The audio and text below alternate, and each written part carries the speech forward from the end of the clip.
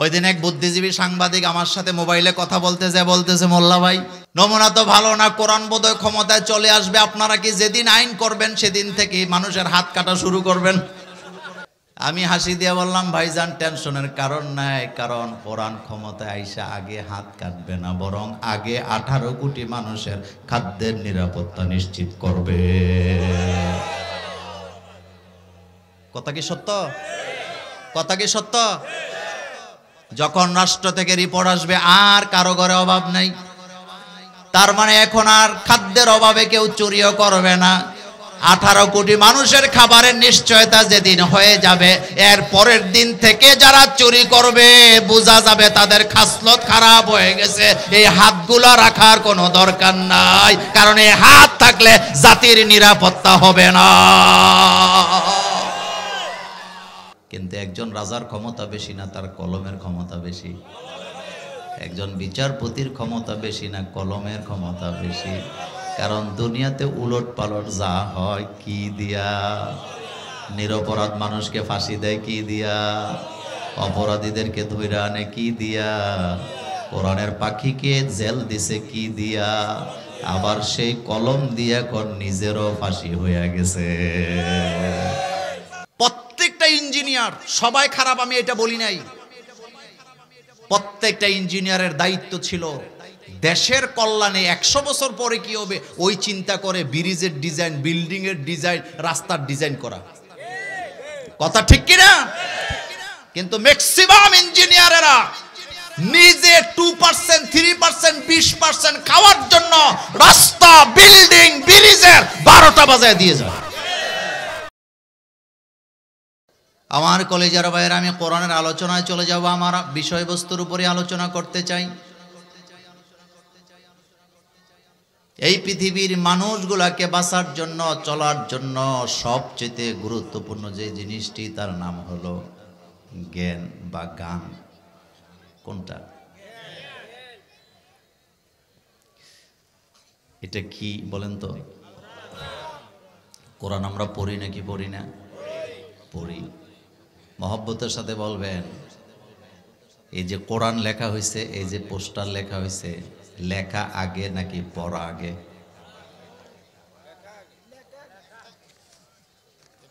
তিন দল হয়েছে, লক্ষ্মীপুরের মানুষ চালাক আছে।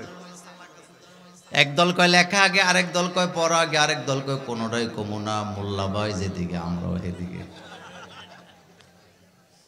লেখা না থাকলে পড়বেন কি? লেখাই তো আগে। এই কাগজ সাদা, লেখা নাই, পড়তে পারবেন? কিন্তু এই কাগজে লেখা আছে, এখন পড়া আছে না নাই? তাহলে পড়া আগে না লেখা আগে? এই জন্য আল্লাহ আগে লিখছে তারপরে পড়াইছে, যার কারণে আল্লাহ কলম আগে বানাইছে। সুবহানাল্লাহ। ভাইজি, তিরমিজির হাদিসে আসছে, আল্লাহর নবী বলছেন, আউয়ালু মা খালাকাল্লাহু তাআলা কলম। নবীজি বলেছেন, আল্লাহ সর্বপ্রথম কলমকে সৃষ্টি করলেন, তো কলমের কাজ কি? এরপরে আল্লাহ বলছে উক্তব, লেখ। কলম বলছে মা আক্তুবু, আমি কি লিখবো?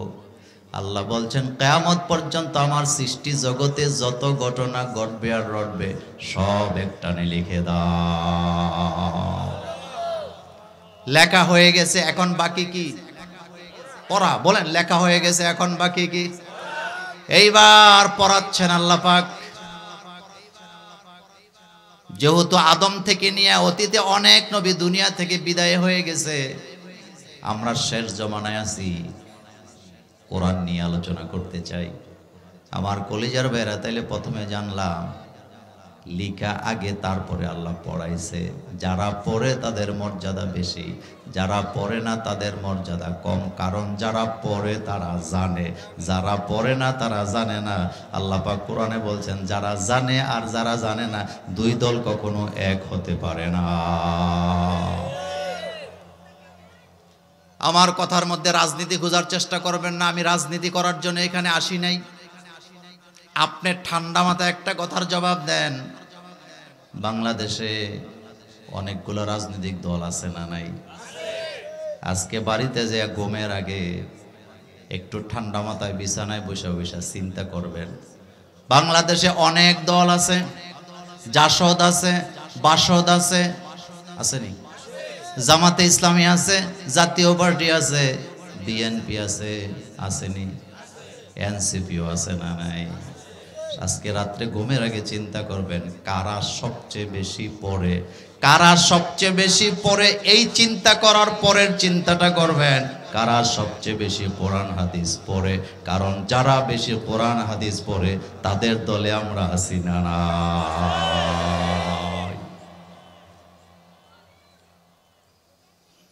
আমার কলেজার ভাইয়েরা, যতই পড়িবেন ততই পারিবেন। 2 নাম্বার প্রশ্ন আমার, দুটি জিনিস আছে, একটা হলো আকল, আরেকটা হলো জ্ঞান। আপনাদের কাছে জানতে চাই, আকল বড় না জ্ঞান বড়?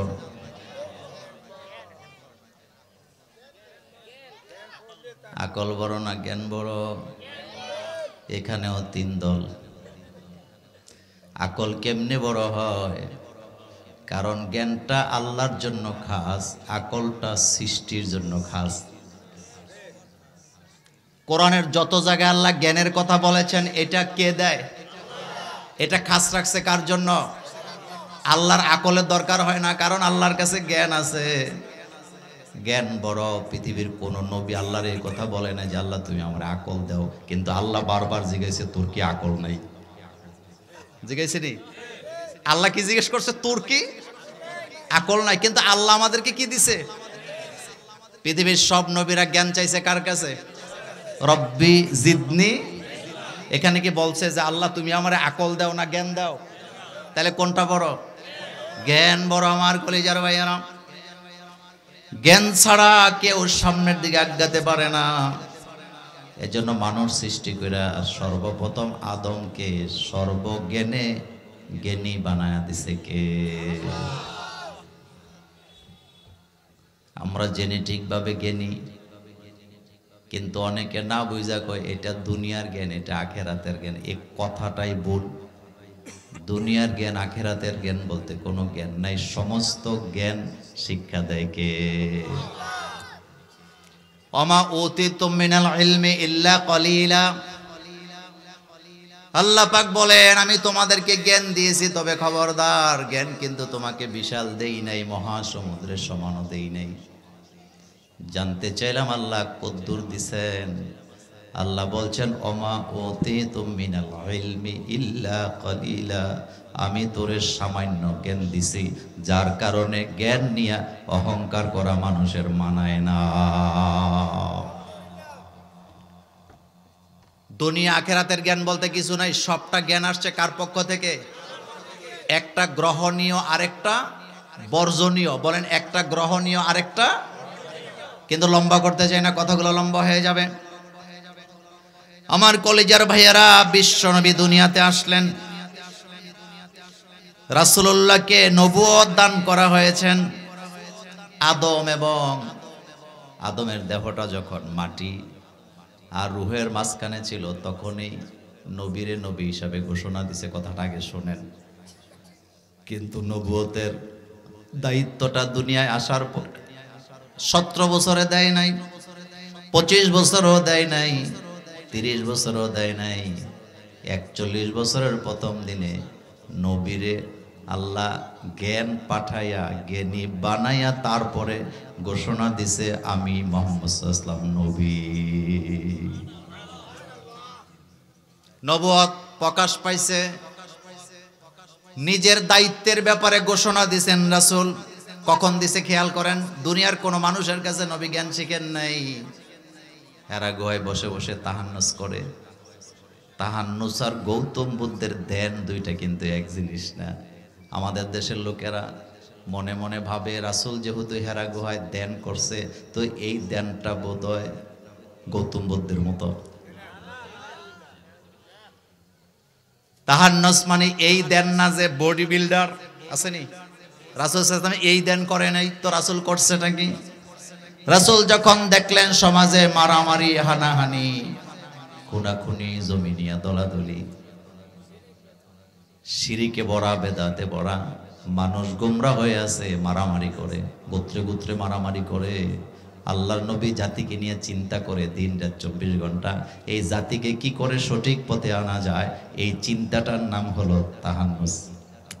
সুবহানাল্লাহ। বাইজে কই হযরত জিবরাইল আমিন এবার রাসূলের কাছে আসছে 41 বছরের প্রথম দিন। সুবহানাল্লাহ কোন। আমার কথায় কেউ রাজনীতিভাবে নিয়েন না।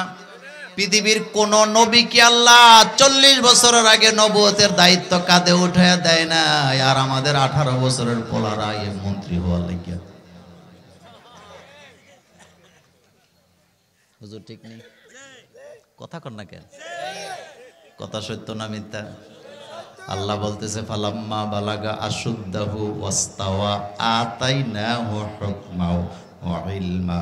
প্রত্যেকটা নবীকে একটা নির্দিষ্ট সময়ে আমি জ্ঞান দিছি, নবুয়তের দায়িত্ব দিছি। সুবহানাল্লাহ পড়েন। রাসূলুল্লাহর চাইতে মর্যাদাশীল নেতা দুনিয়াতে আর কেউ আসেনি। 28 বছরে রাসূলের নেতা আল্লাহ বানায় না, 30 বছরও বানায় নাই। 41 বছরের প্রথম দিনে রাসূলের উপর আয়াত নাযিল হয়েছে, ইকরা বিসমি রাব্বিকাল্লাযী খালাক। ইকরা এটা ওয়াহিদ, এটার ব্যাখ্যায় আসছে শুধু নবী পড়ার কথা এখানে বলা হয় নাই, শুধু আরবের লোকরা পড়বে এটা বলা হয় নাই। ব্যক্তি ব্যক্তি ব্যক্তি ব্যক্তি সবার জন্য আয়াত নাযিল হয়েছে। পৃথিবীতে যদি 800 কোটি মানুষ থাকে, সবাইরে আলাদা আলাদা করে হুকুম করছে কে? সুবহানাল্লাহ বলবেন না? ইকরা পড়ো, এক বচন। কয় বচন? তার মানে আল্লাহ শুধু নবীরে বলে নাই, আরবের লোকদেরকে বলে নাই, বাংলাদেশদেরকে বলে নাই, পাকিস্তানিদেরকে বলে নাই, সবাইরে আলাদা আলাদা আল্লাহ বলছে ইকরা পড়, ইকরা পড়, তুই পড়, তুই পড়, তুই পড়, তুই পড়। তার মানে পৃথিবীতে যত নরনারী আছে সবাইকে পড়তে হবে। এটা কার কথা? তবে শুধু পড়লে হবে না, পড়তে হবে কার নামে? আরো জোরে বলেন কার নামে? কোরআনের প্রথম আয়াত পড়ো, ইকরা পড়ো পড়ো পড়ো, আল্লাহর নামে পড়তে হবে। মানুষের তৈরি করা শিক্ষা ব্যবস্থা দিয়ে মুক্তি পাওয়া যায় না।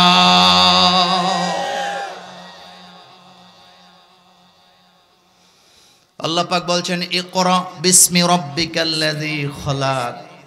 আপনি পড়েন আপনার প্রভুর নামে, যিনি আপনাকে সৃষ্টি করছেন।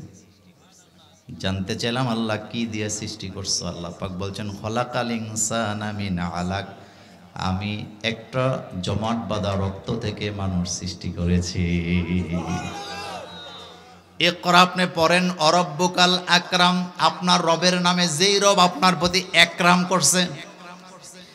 আল্লাযী আল্লামা বিল কলাম। ওই যে প্রথমে যান, যে আল্লাহ আপনারে শিক্ষা দিছে কি দিয়া? ভুলে গেছে কি দিয়া? এই জন্য কলমটারই আগে বানাইছে কেডায়? কিন্তু আমার দেশে কিছু আউল নামের বাউল আছে। কয়দিন আগে বলতেছে আল্লাহ নাকি বলছে আউয়ালু মা খালাকাল্লাহু ইশক। হেতে আবার কুতানি মারে। কি মারে? এ বেয়াদবে বলতেছে কোরআনে তো নাচকে। হেতে আবার দলিল দেয় সবার সামনে, কুল আউযু বিরাব্বিন নাসে মালিকিন নাসে ইলাহিন নাসে। মানে গাঞ্জা যে কয় পোটলা খাইয়া মেনসে উঠছে আল্লাহই জানে। আচ্ছা, আরবি ভাষা আর বাংলা ভাষা কি এক জিনিস? এবার আমার দিকে তাকান, সে বলতেছে কোরআনে তো নাসকে, কুল আউযু বিরাব্বিন নাসে মালিকিন নাসে ইলাহিন নাসে। এখন আপনাদের কাছে জানতে চাই, নাস শব্দটা বাংলা নাকি আরবি? কোরআন কি আল্লাহ বাংলা ভাষায় নাযিল করছেন আরবি ভাষায়? এই কথাটা কোরআনে আছে না নাই? এবার শোনেন, আপনাদের কাছে জানতে চাই, বাংলাদেশের লোকেরা যেটাকে নাচ বলে, এটা কি নাচ না নাচ? বানান করেন তো, দৈন্তা ন আকার চ। তো নাচ, নাচ আর নাচ দুইটা কি এক হয়েছে? তার মানে তেজে গাঁজা খাইছে কোনো সন্দেহ আর আসেনি আপনাদের? এবার হাতে কইতেছে আল্লাহ নাকি বলছে আউয়ালু মা খালাকাল্লাহু তাআলা ইশক, আউয়ালু মা খালাকাল্লাহু তাআলা নূরি, আউয়ালু মা খালাকাল্লাহু তাআলা। মানে আসলটার কইতারে না। অথচ রাসূল সাল্লাল্লাহু আলাইহি ওয়াসাল্লাম তিরমিজিতে বলেছেন আল্লাহ সর্বপ্রথম তৈরি করেছেন কলম, এরপরে তৈরি করেছেন মাছ। কি কি? মাছ মাছ মাছ, হুত। আমার কলেজার বাইরে এবার খেয়াল করেন, কথা লম্বা করতে চাই না, মনোযোগ দেন, বেশি লম্বা কথা বলতে পারবো না। এবার বলেন আল্লাহ আমাদের কি দিয়া শিখাইছে? কলমের শক্তি কম নাকি বেশি? এই ব্যাপারে আমার একটা আলোচনা আছে সূরা কলমের, ইউটিউব থেকে দেখে নেবেন, ওদিকে গেলাম না। কিন্তু একজন রাজার ক্ষমতা বেশি না তার কলমের ক্ষমতা বেশি? একজন বিচারপতির ক্ষমতা বেশি না কলমের ক্ষমতা বেশি? কারণ দুনিয়াতে উলট পালট যা হয় কি দিয়া? নিরপরাধ মানুষকে ফাঁসি দেয় কি দিয়া? অপরাধীদেরকে ধইরা আনে কি দিয়া? কোরআনের পাখিকে জেল দিছে কি দিয়া? আবার সেই কলম দিয়া এখন নিজেরও ফাঁসি হইয়া গেছে।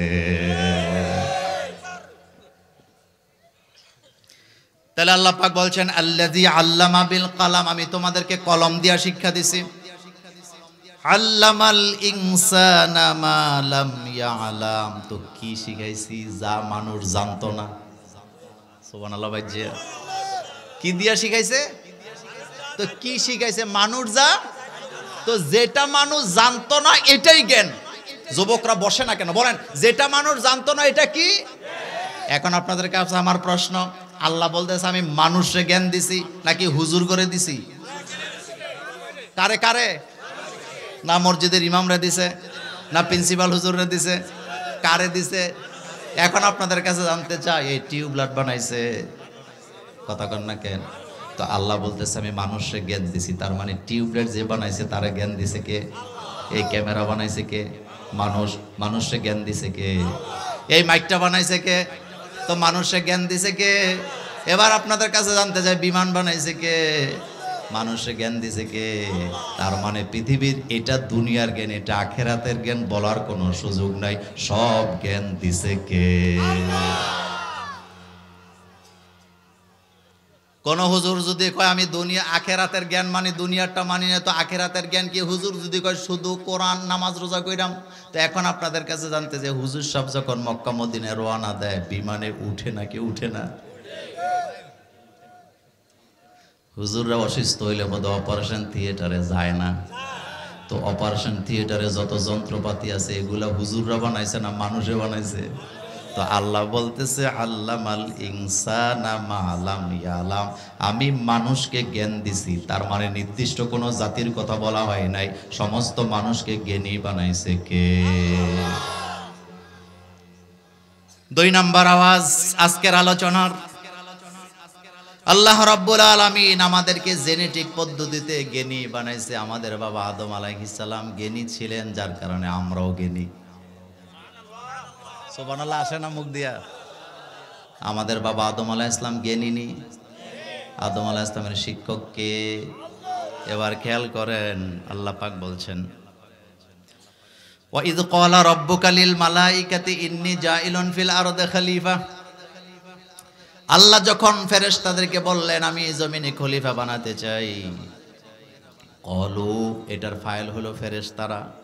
ফেরেশতারা কয় আতাজআলু ফিহা মাই ইউফসিদু ফিহা, আপনি কি এমন জাতিরে বানাবেন যারা জমিনে ফাসাদ করবে, বাই হইয়া বাইয়ের রক্ত ঝরাবে, ওয়ুসফিকুদ দিমা, বাইয়ে বাইয়ের রক্ত ঝরাবে, ও নাহনু নুসাব্বিহু বিহামদিকা, আমরাই তো আপনার তাসবিহ করি, ও নুকাদ্দিসু লাক, আমরাই তো আপনার গুণকীর্তন করি। ক্বালা ইন্নী আ'লামু মা লা তা'লামুন, আমি যেই জ্ঞান জানি তোমরা সেটা জানো না। কথা এখনো শেষ হয় না, এবার মনোযোগ দেন। আল্লাহ পাক বলছে ওয়া আল্লামা আদামাল আসমাআ কুল্লাহা। সুবহানাল্লাহ পড়েন। আল্লাহ রাব্বুল আলামিন আদমকে সব জিনিসের নাম শিখায়া দিছে। টিউবলাইটার বুঝো শিখায় নাই? এটার যে প্যান্ডেল কয় এটা বোধহয় আদমরে শিখায় নাই? এটারে যে মাইক্রোফোন কয় এটা বোধহয় আদমরে শিখায় নাই? এটারে যে গড়ি কয় এটারে বোধহয় আদমরে আল্লাহ শিখায় নাই? তো শিখাইছে না কোনটা? লজ্জা নিয়েন না, তাফসিরের কথা বলছি। মানুষ, আমরা মানুষ, আমাদের হাওয়া বাইর হয় নাকি হয় না? তাফসিরে আসছে এটারে কি কয় হেডাও আল্লাহ আদমরে শিখাইছে। সুবহানাল্লাহ, বাইজায় কইেন আর কি। টুপিটা বোধহয় আল্লাহ শিখায় নাই? তো শিখাইছে না কোনটা? ওয়া আল্লামা আদামাল আসমাআ কুল্লাহা, আমি আদম রে এমন কোন জিনিস বাদ রাখি নাই যেটা শিখাই নাই, সব আমি শিখাইছি। শিক্ষা দিয়া এবার প্রশ্ন করতেছে পরীক্ষা আগে হয় নাকি শিক্ষা আগে হয়? পাঠদান আগে না পরীক্ষা আগে? তো আল্লাহ বলতেছে আমি যে আদম রে শিক্ষা দিলাম, এখন তো পরীক্ষা নেওয়ার সময় আসছে। তো পরীক্ষাটা আল্লাহ কিভাবে নিতেছে? আল্লাহ পাক বলছেন সুম্মা আওরাদাহুম আলাল মালাইকা, প্রথমে আদমের সামনে ফেরেশতাদের পরীক্ষা নিতেছি আমি। সুম্মা আওরাদাহুম আলাল মালাইকা, ফেরেশতাদেরকে বললেন ক্বালা আম্বিউনি বিআসমাই, ও ফেরেশতারা এই জিনিসগুলোর নাম বলো। ফেরেশতারা পারছে নি, কিন্তু পারছে কে? সুবহানাল্লাহ বলবেন না? তাহলে আদম রে জ্ঞানী বানাইছে কে? আমার কলেজের আল্লাহর কাছ থেকে জ্ঞান নিলে মানুষ নত হয়ে যায়, মানুষের মাথা আল্লাহর কাছে নত হয়ে যায়। হয়নি? যে আপনারা অনেকে ছেলেরে মাদ্রাসায় দিছেন, এটা মাজালিসুল কোরআন, এখানে কোরআন পড়ানো হয়। যেখানে কোরআন পড়ানো হয় এটা সাধারণ কোনো বিল্ডিং থাকে না, ঘর থাকে না, এটা জান্নাতের বাগান হয়ে যায়। মাদ্রাসার ব্যাপারে একজন কবি বলেছেন, মাদ্রাসা হায় বাগে জান্নাত মুআল্লিম হায় মিসলে গুল, মাদ্রাসা হায় বাগে জান্নাত মুআল্লিম হায় মিসলে গুল, শহদ উসমে ইলমে দিন হায় তলেবা হায় বুলবুল। মাদ্রাসা হলো জান্নাতের বাগান, সেই বাগানের ফুল হলো উস্তাদগণ, সেই বাগানের মধু হলো ইলমে দিন, আর সেই বাগানের মৌমাছি হলো ছাত্ররা। কয়টা জিনিস? বাগান, ফুল, মধু, মৌমাছি। বলেন বাগান, ফুল, মধু, মৌমাছি। এবার দেখেন মাদ্রাসা হায় বাগে জান্নাত মুআল্লিম হায় মিসলে গুল, শহদ উসমে ইলমে দিন হায় তলেবা হায় বুলবুল। মাদ্রাসা হলো জান্নাতের বাগান, সেই বাগানের ফুল হলো উস্তাদেরা, সেই বাগানের মধু হলো এলেম, আর সেই বাগানের মৌমাছি হলো ছাত্ররা। এই জন্য কবি আফসোস করে বলতেছিলেন, অতুন সে হাম ক্যা করুঙ্গি মাদ্রাসা হায় অতুন আপনা, অতুন সে হাম ক্যা করুঙ্গি মাদ্রাসা হায় অতুন আপনা, মরুঙ্গি হাম কিতাবো পর অরখ হোগা কাফন আপনা। বাড়িঘর দিয়ে আমি কি করব?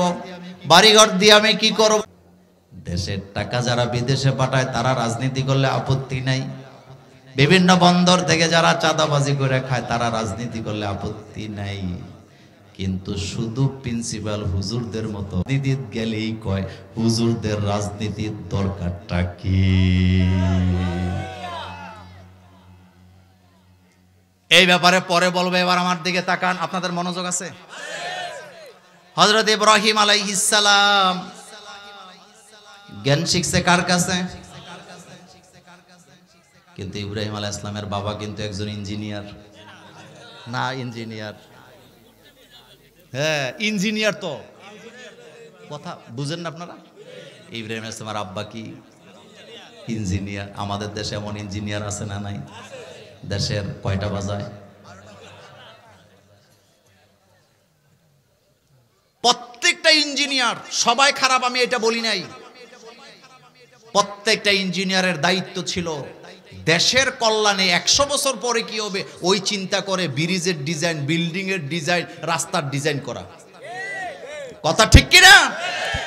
কিন্তু ম্যাক্সিমাম ইঞ্জিনিয়ারেরা নিজে 2%, 3%, 20% খাওয়ার জন্য রাস্তা, বিল্ডিং, ব্রিজের 12টা বাজায় দিয়ে যায়। কুমিল্লা শহরে এক ইঞ্জিনিয়ার আমার আজ থেকে কয়েক বছর আগে হাত ধরে কয়, মোল্লা ভাই দোয়া করেন জান্নাতে যাব, কোনো সন্দেহ নাই। কইলাম কেন? কয় মোল্লা ভাই আপনারাই তো কইছেন যারা মসজিদ বানায় আল্লাহ তাদের জন্য জান্নাতে ঘর বানায়। আমিও কিন্তু মসজিদের টাকা দেই, মাদ্রাসায় দেই, তবে আমার বুদ্ধি আছে, যেটা ঘোষ খাই এটা দেই না, যেটা বেতন পাই এটা তো হালাল, এটা দিয়া মসজিদ বানাইছি।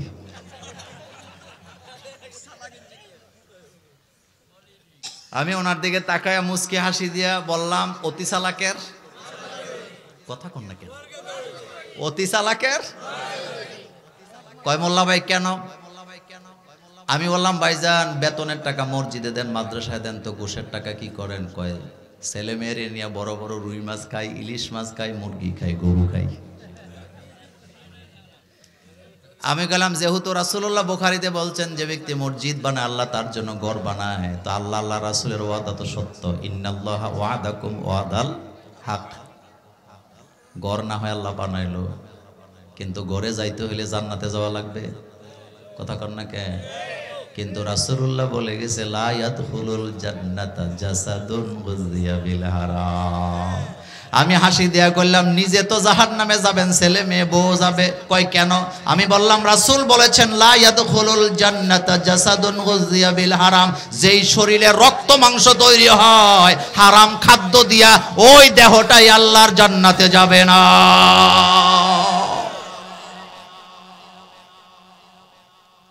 বাংলাদেশে গোশ বন্ধ হোক, আপনারা কি চান? যদি চান আইন লাগবে কার? আরো জোরে কন্যা, কোন সন্দেহ আছে? বাংলাদেশে যারা গোশ খায় নিজের অভাবের তাড়নায় একজনও খায় না। ঘরে রান্না নাই, চাউল নাই, ডাল নাই, এই রকমের বিপদে পড়া গোশ খাইছে, একটা দৃষ্টান্তও দিতে পারবেন না। বরং যারা গোশ খায় তারা হয় নিজের ছেলে মেয়েরে বিদেশে লেখাপড়া করাইতে চায়, অথবা দেশের টাকা বাইরে নিয়ে বাড়ি বানাতে চায়। ওই দিন এক বুদ্ধিজীবী সাংবাদিক আমার সাথে মোবাইলে কথা বলতেছে মোল্লা ভাই নমুনা তো ভালো না, কোরআন বোধহয় ক্ষমতায় চলে আসবে, আপনারা কি যেদিন আইন করবেন সেদিন থেকে মানুষের হাত কাটা শুরু করবেন? আমি হাসি দিয়ে বললাম ভাইজান টেনশনের কারণ নাই, কারণ কোরআন ক্ষমতায় আইসা আগে হাত কাটবে না, বরং আগে 18 কোটি মানুষের খাদ্যের নিরাপত্তা নিশ্চিত করবে। কথা কি সত্য? কথা কি সত্য? যখন রাষ্ট্র থেকে রিপোর্ট আসবে আর কারো ঘরে অভাব নাই, তার মানে এখন আর খাদ্যের অভাবে কেউ চুরিও করবে না। 18 কোটি মানুষের খাবারের নিশ্চয়তা যেদিন হয়ে যাবে, এর পরের দিন থেকে যারা চুরি করবে বোঝা যাবে তাদের খাসলত খারাপ হয়ে গেছে। এই হাতগুলো রাখার কোনো দরকার নাই, কারণ এই হাত থাকলে জাতির নিরাপত্তা হবে না।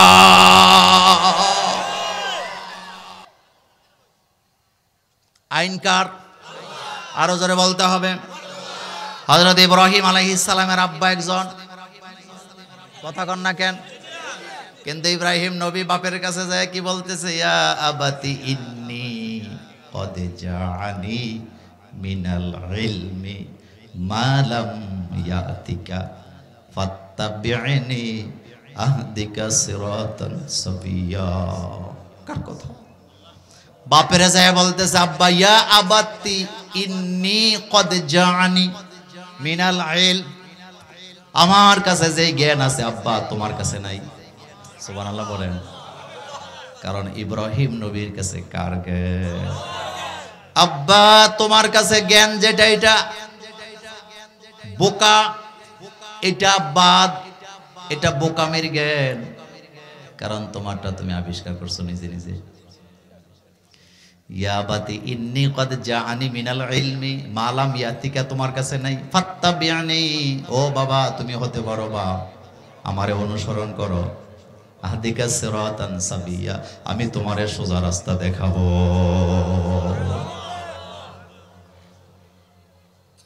আমার কলেজের বাইরে তাহলে জ্ঞান আমাদেরকে কে দেয়? এত আস্তে বললে হবে না, কে দেয়? ইব্রাহিম নবীর জ্ঞানের দিকে একটু তাকান। হযরত ইব্রাহিম আলাইহিস সালাম জাতিকে ডাইরেক্ট বলতেছে লিমা তা'বুদু মা লা ইয়াসমাউ ওয়ালা ইউবসিরু ওয়ালা ইউগনি আনকা শাইয়্যা। এমন জিনিসের গোলামি কেন করো যেই জিনিস চোখেও দেখে না, কানেও শোনে না, ভালো মন্দ কিচ্ছু করতে পারে না। ভালো মন্দ করে কে? কথা অন্যদিকে চলে যায়, লম্বা করতে চাই না। তাহলে জ্ঞান আমাদেরকে কে দেয়? জ্ঞান নিতে হবে কার কাছ থেকে? আল্লাহর কাছ থেকে জ্ঞান নিতে হইলে কোরআন হাদিস পড়ার দরকার আছে না নাই? আমি কলেজেও লেখাপড়া করছি, মাদ্রাসায়ও করছি। কিন্তু আপনাদেরকে আমি বুকে হাত দিয়া দাবি করে বলতে পারবো, কলেজ ভার্সিটির ছেলে মেয়ে আচরণ আর মাদ্রাসার ছেলে মেয়ের আচরণ কি একরকম? সাদিক কায়েমদের কথা তো ভিন্ন, কারণ তারা তো আগে মাদ্রাসায় পড়ে তারপরে ইউনিভার্সিটিতে গেছে। কথা কোন না কেন আপনার? সাদিক কায়েমদের বিরুদ্ধেও হিংসা আছে না নাই? সাদিক কায়েমরা চোরও না, ডাকাইতো না, বদমাইশও না, নারীদেরকে ডিস্টার্বও করে না, এরপরও তারা খারাপ। একটাই দোষ তাদের, জমিন যার তারা বলে আইন চলবে তা। গত 16টা বছর অনেক জ্বালাইছেন, অনেক ফতুয়া দিছেন, কিন্তু বাংলাদেশের ইউনিভার্সিটি গুলাতে তাকায়া দেখেন, প্রত্যেকটা ইউনিভার্সিটিতে বোরখার সংখ্যা বাড়ছে না কমছে? জগন্নাথ বিশ্ববিদ্যালয়ের ছাত্রী সংস্থার মেয়েরা ঘোষণা দিছে আমরা হিজাব বিতরণ করব। বাংলাদেশের বুদ্ধিজীবীদের মাথা নষ্ট হয়ে গেছে। কয় দেখা যায় জোর কইরা কইরা মেয়েদেরকে হিজাব পরাবে। আমাদের বোনেরা ঘোষণা দিছে না, জোর করা হবে না, এমনি এমনি হিজাব রাস্তায় দেবো না, যারা নিবে আগে রেজিস্ট্রেশন করা লাগবে। এখন কইতার বোনে আর জোর কইরা নিছে, কারণ রেজিস্ট্রেশন কইরাই তো নিছে।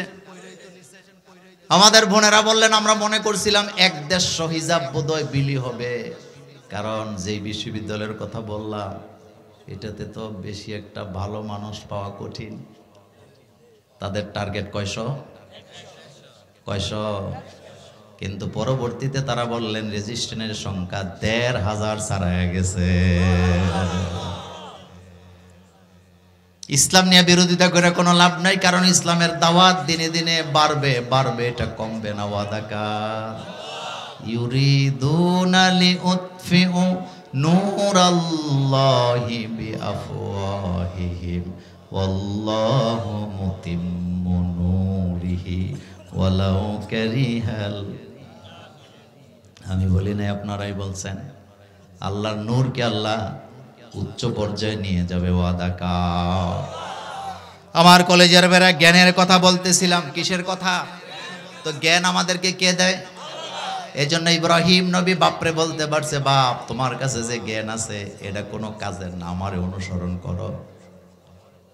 যার কারণে ইব্রাহিম আলাইহিস সালামের জ্ঞানের নমুনা দেখেন, তিনি বুঝে ওয়াইদা মারিতু ফাহুয়া ইয়াশফি, আমি যখন অসুস্থ হই আমার আল্লাহ আমাকে সুস্থ করে, এটা ইব্রাহিমের জ্ঞানে আছে না নাই?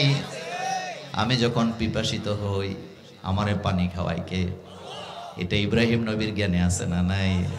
আমি যখন ক্ষুধার্ত হই আমাকে খাবার দেয় কে, এটা ইব্রাহিম নবীর জ্ঞানের মধ্যে আছে না নাই? আমি যখন নিরাপত্তাহীনতায় ভুগি আমারে নিরাপত্তা দেয় কে? হযরত ইব্রাহিম আলাইহিস সালাম নিজের স্ত্রী সারারে নিয়ে সাবা থেকে জেরুজালেমের দিকে রওনা দিছে। রাস্তার মধ্যে জালেম শাসকের লোকেরা হযরতে সারাকে কিডন্যাপ করে নিয়ে গেছে। কোরআন না গল্প? একথা কোরআনে আসেনি? নবীর স্ত্রীকে তারা কিডন্যাপ করছে। হযরত ইব্রাহিম আলাইহিস সালাম বাজারে বাজারে ঘুরে আর কান্দে। স্ত্রীর খবর জানে না, স্ত্রীর সাথে কি হচ্ছে এটাও জানে না, হযরতের সারাও জানে না স্বামীর সাথে কি আচরণ করা হয়েছে। হযরত ইব্রাহিম নবী বাজারে বাজারে ঘুরে আর কান্দে, মাঝে মধ্যে আকাশের দিকে তাকায়। আল্লাহ রাব্বুল আলামিন ইব্রাহিমের পরীক্ষা, কত কঠিন কঠিন পরীক্ষা নিয়া তারপরে আল্লাহ তারে খলিলুল্লাহ ঘোষণা দিছে। হযরত ইব্রাহিম নবী বাজারের মধ্যে কান্দে, নিজের স্ত্রীর খবর নাই, কই গেল স্ত্রী। হযরতে সারাও কান্দে স্বামীর জন্য, আমার স্বামীটা কি অবস্থায় আছে আমি জানি না। জালেম বাদশার লোকেরা তাকে ঘরের ভিতরে আটকায় দিছে। হযরত ইব্রাহিম নবীকে লোকেরা বলে, ওই মহিলা তোমার কি হয়? ভয়ে বলে না কি হয়। এক পর্যায়ে তিনি বলতেছে, এটা আমার বোন। আমার কলিজার ভাইয়েরা, হযরতে সারার কাছে যখন জালিম বাদশা আসলেন, আসার পর তার কাছাকাছি যখন হলো, জালেম বাদশার অবস্থা তিনটা হয়ে গেছে। জোরে বলেন কয়টা? এক নাম্বার সে বিকলাঙ্গ, হাত পা চলে না। দুই নাম্বার সে অন্ধ হয়ে যায়। তিন নাম্বার সে দিক বিদিক কিছু বুঝে না। হযরতে সারা আকাশের দিকে তাকায় বলতেছেন, আল্লাহ, আমি যদি ইব্রাহিমের রবকে রব বলে মেনে থাকি, সুবহানাল্লাহ পড়েন, আমি যদি ইব্রাহিমের রবকে রব বলে মেনে থাকি, মাশাআল্লাহ, আমার ভাই, কলিজার ভাই, বসেন, মনোযোগ আছে নি? কি আইছে দেখছেন নি? এই লোকটা ওয়াজ করলে আমার গাড়ি যদি রাস্তা দিয়ে যায়, আমি রুবেল রে কই থামায় রাখ, আগে শুনি। কণ্ঠটা একটা জাদু মাখা, কথা কর না কেন, কথা ঠিক না? তা আয়সা পড়ছে, আমি ছেড়ে দিব, এই কথাটা শেষ কথা। হযরতে সাহারা কয়টা কথা বলছে? এদিকে তাকান, কয়টা? এক নম্বরে বলছে, আল্লাহ, তুমি তো বান্দার খোঁজ খবর সব জানো, আমি যদি ইব্রাহিমের রবকে রব বলে মেনে থাকি। দুই নাম্বার, আমি যদি ইব্রাহিমকে নবী বলে মেনে থাকি। আর তিন নাম্বার, আমি যদি আমার ইজ্জতের হেফাজত চিরদিন করে থাকি, জালেম বাদশারে আমার উপরে তুমি বিজয় দিও না। কি দিও না? কথা কয় না, কি দিও না? তিনি তো বলতে পারতো, আল্লাহ তুমি আমারে হেফাজত করো, এই কথা বলে না। বলতেছে, আল্লাহ, জালেম বাদশাকে তুমি আমার উপরে বিজয় দিও না। যখন সে বিকলাঙ্গ হয়ে যায়, অন্ধ হয়ে যায়, হযরতে সারাকে বললেন, তুমি চলে যাও, আমি তোমার সাথে খারাপ কোনো কিছু করার চেষ্টা করব না, তবে একটা অনুরোধ রাখবা, তোমার মতো এমন সতী সাধবী আরেকটা নারী আমার কাছে আছে, ওইটারেও তুমি সাথে করে নিয়ে যাও। কথা বলা উদ্দেশ্য না। হযরতে সারা এখান থেকে যখন আল্লাহ মুক্ত করে তারে বাঁচায় দিলেন, হযরত ইব্রাহিম নবীকে আল্লাহ পরবর্তীতে জানালেন, আপনি সারাকে জানায়া দেন, ওই দিন রাতের বেলা সারা যে আমার কাছে তিনটা কথা বলেছিল, এত পছন্দ আমি আল্লাহর হয়েছে, আমি আমার সারার জন্য জান্নাতে ঘর বানায় রাখছি। রব মানতে হবে কাকে? এখন আপনাদের কাছে আমার প্রশ্ন, রব যদি আল্লাহরে মানি, তাহলে আইন মানতে হবে কার? কারণ আল্লাহ বলছেন, আলা লাহুল খালকু ওয়াল আমরু, সৃষ্টি যার, কয় না তো এখন আর কয় না, বলেন, সৃষ্টি যার, সৃষ্টি যার, পরিবর্তন হওয়ার দরকার আছে না নাই? রাজি আছেন? আগামীতে কোরআনের জন্য কাঁধে কাঁধ মিলাতে রাজি আছো মুসলমান? দুই হাত উঁচু করে আমার আল্লাহকে দেখায় দেন। আল্লাহ যেন কবুল করেন, আমরা বলি আমিন।